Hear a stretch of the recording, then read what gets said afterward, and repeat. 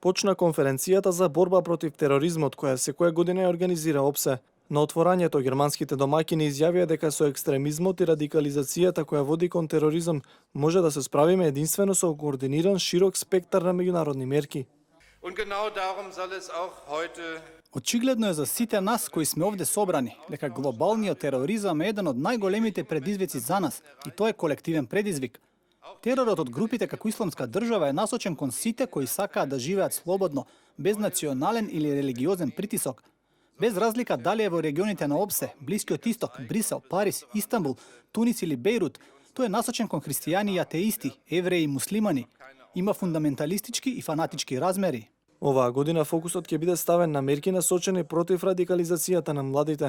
Целта ќе биде пронаоѓање начини за да се убедат младите луѓе да не веруваат во екстремистичките митови и да се охрабрат да бидат дел од општеството, водени од либерални и демократски вредности.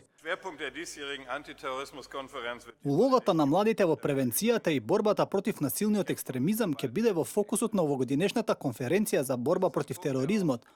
Ова е тема која особено не засега. Која е плодната почва за екстремизмот и омразата за демократија? Никој не е роден радикален.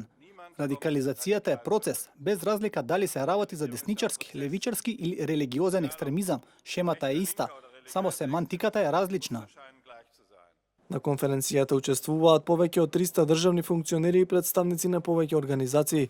Покрај министри од земјите членки на ОПСЕ присуствуваат и 20 на меѓународни организации и членови на граѓанското општество.